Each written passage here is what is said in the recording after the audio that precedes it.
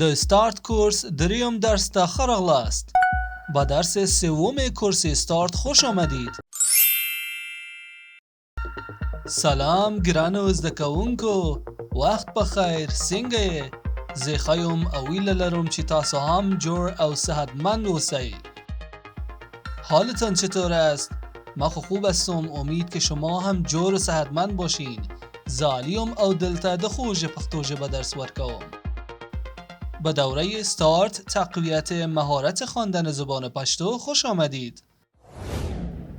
متن سوم، حلوا.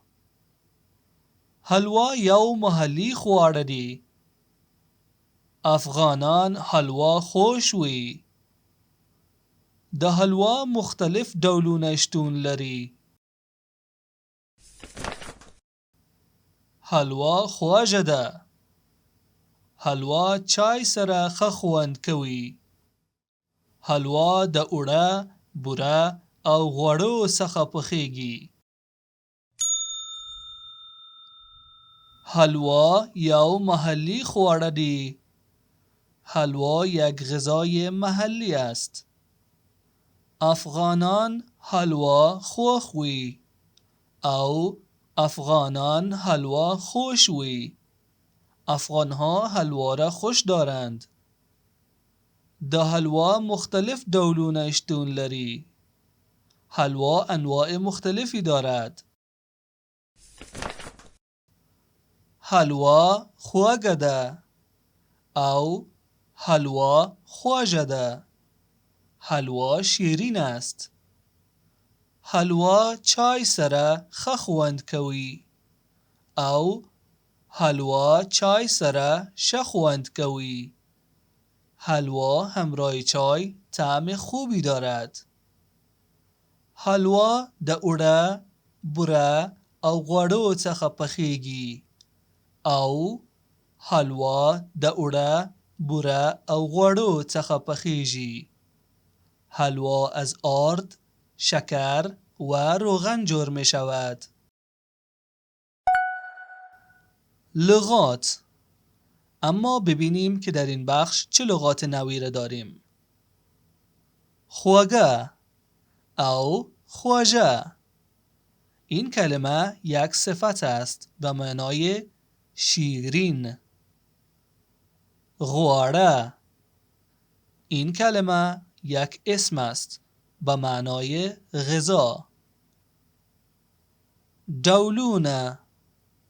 این کلمه نیز یک اسم است به معنای انواع. شتون لرل. این کلمه یک فعل است به معنای وجود داشتن. اوړه. این کلمه یک اسم است به معنای آرد. خوند. این کلمه نیز یک اسم است به معنای طعم و مزه. بوره. این کلمه نیز یک اسم است به معنای شکر که به دری ما بوره هم استفاده میکنیم. و اما رسیدیم به بخش بسیار مهم چالش و یا تمرینمان. متنهای سرخ را شما بخوانین و متنهای زرد را من میخوانم. بیاین این بار شما شروع کنین.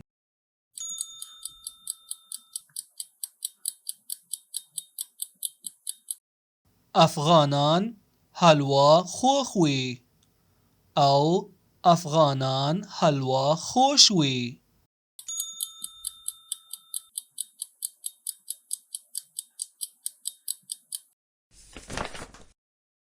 حلوا خواږه ده او حلوا خواږه ده.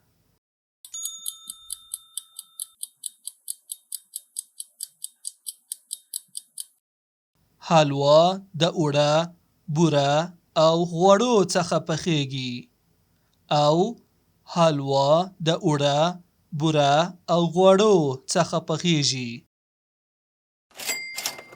حالا یک بار دیگه متن را میخوانیم.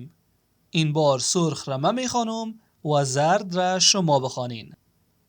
حلوا یو محلی خواړه دی.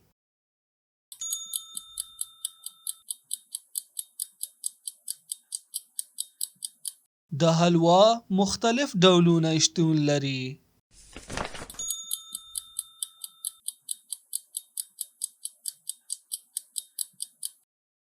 حلوا چای سره ښه خوند کوي او حلوا چای سره ښه خوند کوي.